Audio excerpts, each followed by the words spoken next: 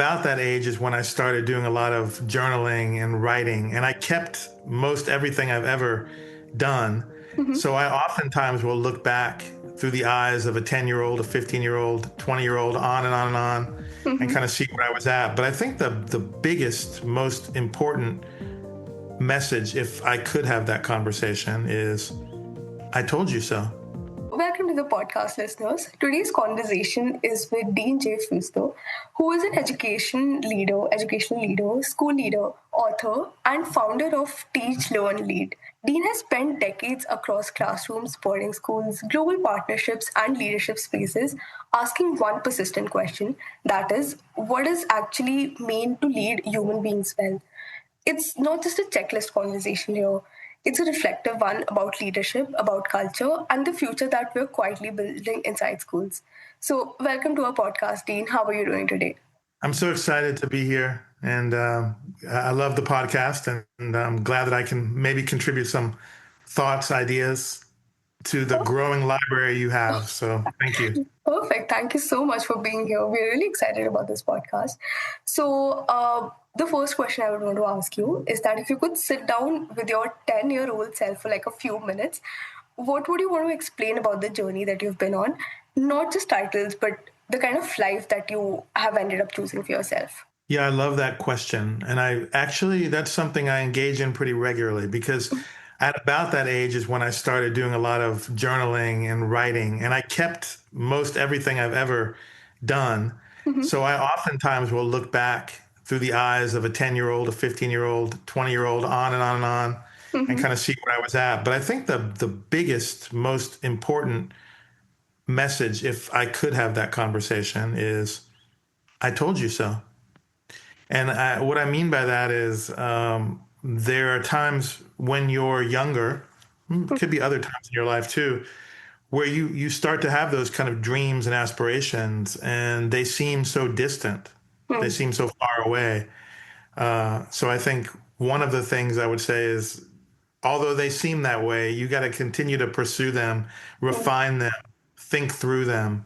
Um, and as a 10-year-old, I had such a heart for service. I knew that early on. My parents were restaurant owners. I grew up in the restaurant, but they were always very giving to their community. And I knew that the restaurant business wasn't for me, but I knew that the education field, the service field was. And again, even as a 10-year-old, 11-year-old, 12-year-old, I was thinking and kind of seeing beyond what maybe the limits of my own upbringing were. I'm a first generation college student as well. So the journey led me to do orphanage work throughout the Dominican Republic for many years, fellowships, the first book published, the second book published, the third book, each time putting another vision out there, another dream out there. So another thing I would say to that 10-year-old is continue to have that joy for creating and designing and exploring. And for every dream you think you've accomplished, every journey you think is finished, get the next one started, get it teed up, get it ready. Um, I think those are the main things I would say, and those are pretty big ones. So that's probably enough for now. Mhm. But the final piece I just want to add is the question is so good because touching base with who you were at any one time in your life and who you are today and who you'll be tomorrow, it's all a continuum. It's all connected. It's all you. So I think that conversation is a great one. I love it how you mentioned journaling because I'm a psychologist and we encourage journaling a lot to our clients. And one of the main reasons for that is so that you can track your own progress, right? So, I mean, it's amazing that you've been journaling from such a young age. So, yeah, that is really awesome. Yeah, Uh, the journaling has turned into, as I've gotten older and taken on more responsibilities or had different roles in organizations, the journaling has turned more into idea banks where I'm jotting down ideas or just kind of tracking my daily habits and rituals and making sure that I'm accomplishing the things I need to do to stay healthy. But I know we're going to talk about personal development later. So yeah. thanks. So, you spent years thinking about growth, right? Both personal and professional. So, in your experience, what is the difference between the two, and what happens when schools invest heavily in one but may end up ignoring the other one? Yeah, two really different kinds of questions there. I do see professional and personal development as symbiotic, totally dependent on each other, more than independent of each other. Hmm. On the professional side of things, I think of any kind of PD, again, professional development, as the specific kind of skills you want to build, the types of abilities you want to evolve over time, your knowledge base, making sure that that's always growing or deepening. I think those are maybe two different things, but again, related. Um, the other part about professional development is for whatever organization you are a part of, it's taking the time to really learn that culture and that community and the history of a place that sometimes gets overlooked. Someone will just get a job and they're happy to be there, but maybe there's not a recognition. Hey, this place has existed for 100 years. It's gone through so many changes. It exists for a reason. Most of the places I've worked, organizations, are mission driven, right? They have a particular reason for existing. They're most have been nonprofits as well. So that's so important. And then the other piece to professional development to round that up would be constantly trying to learn the nuances and the possibilities of the role that you're in a particular school, organization, nonprofit, corporate, because that too is a form of learning and it helps you to do your job better. So that's on the professional side. I think the personal side, and where I mentioned the symbiosis, is I mean, the easiest way for me to conceive of it is body, soul, and mind. It's making sure all of those things are being nurtured and fed because they become the food and the drink and the energy for one's professional life, not just one's personal life. So I think that's where those two they're not one and the same, but they are like this. They're connected. They're just interwoven. And when one gets out of balance, I think it's probably not a good thing. So Yeah. that's the first part of the question. Did you have anything you wanted to follow up on that before I talk Yeah. about this? The second part of the question, I'm sorry if that was a very long question, No, but no, I love it. I love it. awesome. So the second part of the question was what happens when school invest heavily in one, but may end up neglecting the other one. So you're speaking of schools specifically, Yes. right? In your Yes. question? Yeah, this is more complicated. And I don't think there's a simple type of one response to it because what I've learned in the many schools that I've worked or helped to accredit or just have visited over time, different school designs have different systems in place, but they also have different funding sources and resources. So professional and personal development and that dedication to it, it's more than just words. The resources, the funding, those things also need to be there.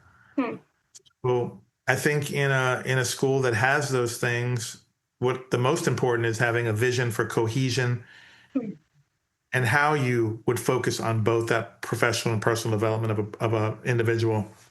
Schools that don't have those resources, I think, have to be more creative and figure out ways to give those opportunities for those in the organization to develop in both those areas, professional and personal. But I do think it's more of a challenge. So when you ask about investing in one more than the other, they're both so important. And I just feel like that balance needs to be there. And it can definitely be the topic for a future podcast to drill that down to what that really looks like. But I know our time is limited today. Yeah. I just want you, there's a lot more depth to that answer than what I'm able to give you right now. Awesome. Okay. That is a fair answer in itself, too. So I'm moving on to the next question, which is about teach, learn, and lead. So before I can say something about it, I would love to learn from you. What is it exactly that Teach, Learn, and Lead does? Yeah, that's great because it ties in beautifully to this topic. Yeah. Teach, Learn, Lead initially in 2012 when I launched it Mm, was more for more selfish reasons, I think, because I wasn't getting fed the professional knowledge, development, and resources that I felt I needed at the time in my own growth. mm, So I basically said, I'm going to create a library for myself. mm, And I began to cull resources and vet resources and curate resources. And what has happened over time, it went from sharing for myself mm, to opening up to sharing for teachers and other leaders I worked with within a community. mm, And then it became all schools, all places. And then it became global. mm, So, what I saw was there was a lot of folks out there that had that same kind of thirst and hunger. mm, And it is meant to be, it's always been a free site and remains a free site. It's meant to be a one stop place where this one library that I mm, started is now, I think, over 25. mm, And I divide them up online between teach, learn, lead, and then a career pathway library. mm, So it's a collection of libraries, dozens of libraries that I've curated, created, and tried to maintain updated over time to mm, inspire other teachers to be able to learn professionally, to go deeper into the things they care about. So I'm mm. always taking new links and new resources. I definitely next time I update it, I'll add your podcasts because you're all doing a great job. But Awesome. that's the origin story of Teach Learn Lead. Yeah, that is beautiful. And I think that very well ties to the next question that I have for you. Is that I think you've already answered some part of it, but again, what made you realize that most professional development wasn't working out in general? And what does meaning professional development actually look like when it's done well? Well, I can tell you when it just is professional development for professional development's sake, Hmm. it typically lacks meaning and purpose. Hmm. The good news is there's so many ways it can be meaningful. And I think one is that professional development is relevant to the individual in Hmm. any organization Hmm. as well as to the group. But if we just look at the individual, it somehow helps to fill a gap in the skill set Hmm. or fill a gap in knowledge that would then mean that individual feels either more enlightened or ready to do his or her job in a different, deeper, more meaningful way for those they serve. Hmm. Um, Meaningful professional development also feeds some type of a passion, again, at a level that allows someone to really go further, deeper into something they care about, which hopefully, again, impacts the organization. I think it seamlessly needs to weave into the larger community. And I mentioned this a little bit earlier, it needs to be cohesive. Hmm. So, most organizations that do this well, in my experience, have been those that actually sit down and dedicate time to planning professional development over the course of a year, Hmm. 2 years, even longer. These are the types of things as a community we're going to continue to look at. Hmm. How do these things tie in with the mission? So it's just all, I love that word symbiosis, so I'll use it again. It's that. It's integrated, it's seamless, it's symbiotic. That's where I believe the meaning comes from. Um, and it's so much of it does rely on the vision, I think, of a leader or a leadership team. Hmm. And in some cases, depending on the level of board involvement in at least in a 501c3 or an independent type school, Hmm. also involves kind of the board to help determine that. Makes a lot of sense. And I think it makes sense when it is, very like woven together. That I think that is when it holds a lot more meaning. So we love that. I want to move on to the next question, which is sort of a hot topic in terms of educators nowadays, which is AI in education. So, in your view, what does a healthy relationship between schools and AI look like, where technology supports the human judgment rather than replacing it altogether? Yeah. So the key word that I hear in that question is a healthy Mm, relationship, right? And I was reflecting on this a little bit recently. The most important starting point, I believe, is when you're going to engage with AI, mm, to have really clear goals mm, about what it is you're looking for with any AI tool. mm. Otherwise, you can end up. I know the term, and it's probably the terms are always changing in the tech world we live in. The kind of that doom scrolling, Yeah. right? Are you familiar with that type of mindset, or not even a mindset, a kind of a behavior Mm, that can take over so easily. So I think anytime you're engaging with AI, whether it's for school growth or school design, um, it's what are the goals of this particular thing I want to research, I want to get resources for. mm, That's number one. And I think the most healthy role it can play is kind of helping with some of that um, culling and curating of potential resources, potential pathways you can take when you're trying to answer a question. Um, I've definitely used it in some cases to look at some local marketing strategies, right, for a school or a community that I'm in. I've used it in that way, and I think it's been helpful. Um, but nothing for me, at least present day and throughout my career, mm, is as satisfying as the collaboration between human beings. mm. That's still, that's still prominent. That's still the most important thing for me, regardless of what AI is able to do. Mm, Uh, it's still coming back to the table with a group of people mm, that you're sharing experience with, that you're sharing goals with, and a vision with. mm, That's paramount mm. always for me. Yeah. So, from what I'm hearing, is the human connection will always stay relevant no matter how advanced AI gets. Am I getting that right? That's the hope, right? We have some control over the external world, not a Mm, lot. mm, So I don't know where it's all going next, but I can say right now, to keep it a healthy relationship, mm, I do think those two pieces really have the goals in mind of what it is you're researching, what it is you want to get, the resources you need. mm, And then when you do have all that information at your fingertips or on your screen, mm. go back to the humans, collaborate, discuss, talk, figure things out, cast a vision, and an action plan. Yeah, that sounds amazing. So, I'm moving on to the next question, which is many educators feel stuck and unsure whether they need to grow, move, or even reinvent themselves, right? So, how does someone know when it's time to pursue a new role, a new school, or even a new chapter altogether? Yeah, again, great question. And more complicated because we're dealing with human beings, right? And emotions and decision making.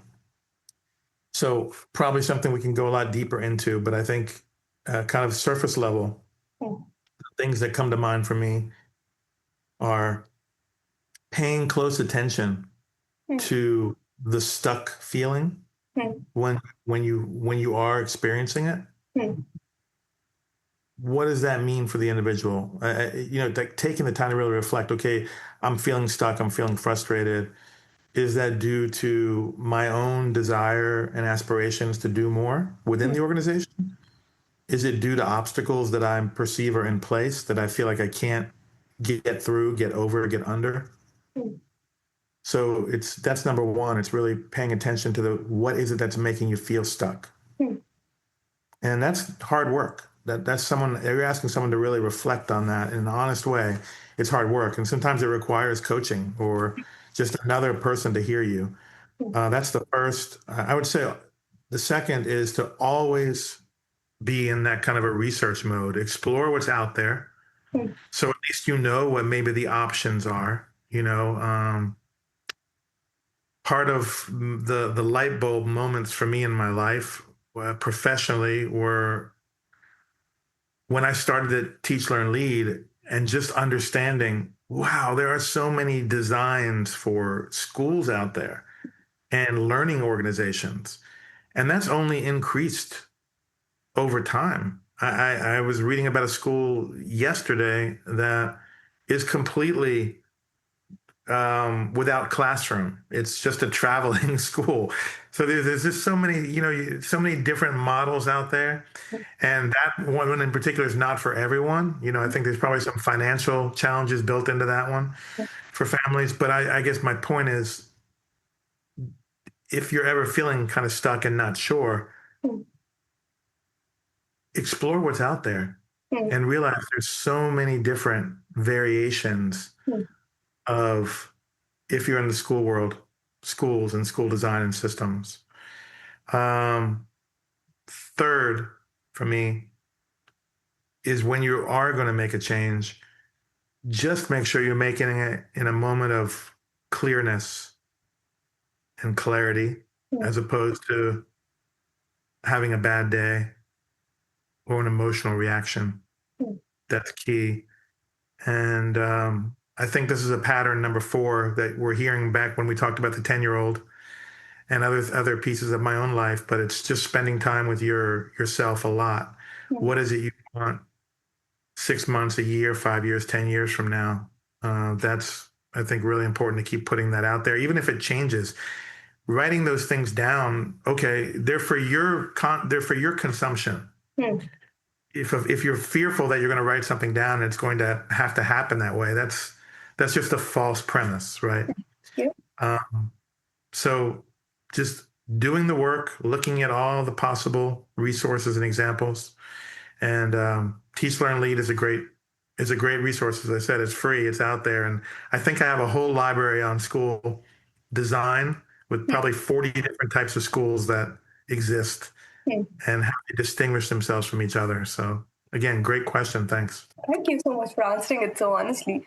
And I think from what I'm getting is, we need to look inwards and outwards both and then assess whatever is going on in the world, different kind of school models there are, and also like our internal needs and emotions for like, wanting to make that switch. So that is beautifully, the way that you put it out is beautiful.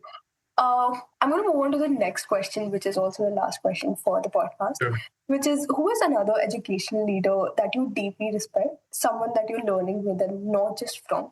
And what's one idea and habit that you've borrowed from them that actually changed the way that you lead today? Yeah, this is always a tough one because there's so many people over time that have been influential or impactful. But I think one that continues to come to mind, and I think recently retired, is Dr. Dennis Litke. He was the first principal I ever worked for, and I worked for him as a first year teacher. So that's we're going on over 2 decades ago, and the fact that he's still in my mind, I think, says a lot. But what stood out for me is, at the time that I was working with him, he was going through adversity with his own school board, and they were actually, his story is well known. They were trying to remove him or about to remove him, and he had such a vision, a clear vision. He went on from a moment of adversity where he was removed from a school just because of philosophical differences, to form his own school, a seed school in, I believe it was Rhode Island. I'm forgetting if it's Providence. I don't remember the name. But from that, he grew a network of over 275 schools across the United States and across the world. It started out as the big picture schools, the Met, College Unbound. He's done countless things. He just never stopped. And I love those types of stories. Many years ago, also when I was at that school, NBC Studios and production did a feature film on his life called A Town Torn Apart. Okay. So all of this was going on. I'm a first year teacher watching it. And as busy as he was, as large of a school as he was running, and all these things happening to him, he had a practice that has stayed with me forever. And it's one that we've now touched on, both as the 10-year-old, and you mentioned talking to your clients about it. But as a principal, he did something called co-journaling with Okay. new teachers. So he Okay. literally handed me a hardback. I still remember it. This green, I've got it, a green hardback journal. Hmm. He wrote a note in it at the beginning of the school year. He said, "Let's dialogue. I want to know about your experience. I want to know everything that you're feeling in the school. I want to make sure you're having time and outlets because this is hard work." Hmm. And that just made such a profound impact on me. Not just the tool of the journal, Hmm. the connection that he was willing to have. And that's always stayed with me. I've tried as a leader everywhere I've worked to have that same kind of practice, not necessarily in the journaling Hmm. aspect, but in making sure that I'm doing one on one conversations with the people I work with, work for, Hmm. around mission, around the reason why you even work in a place or in a certain profession. That's an aspiration. I don't always succeed, but it's a goal of mine to do that with colleagues. Hmm. So yeah, Dr. Dennis Lickby was great, and I know he really believes and probably believes to this day about the power of connection, the power of attention, how learning just increases when one is motivated and given a chance to do meaningful work. So if you don't know him or of him, I can give you the spelling offline and you can check it out. But he's a great guy Yeah. and so influential. 275 schools from one seed. That is very inspiring, and I think I'm gonna, when I log out of this call, I think I'm gonna look at the the profile and the series. I think that is what they did on him. Was it a series or was it like a? Yeah, it was a feature film, A Town Torn Apart, and there was also a book called Doc, DOC. That was his nickname. Okay. But when we're offline, I'll send you a link to his work, and he used to be on LinkedIn as well. So That is truly amazing. And yeah, yeah, just for today, thank you so much for taking all the time to do this with us today and answering all of my questions so well. And yeah, we hope to stay in touch and like, yeah, just thank you so much for today. yeah. Thank you as well.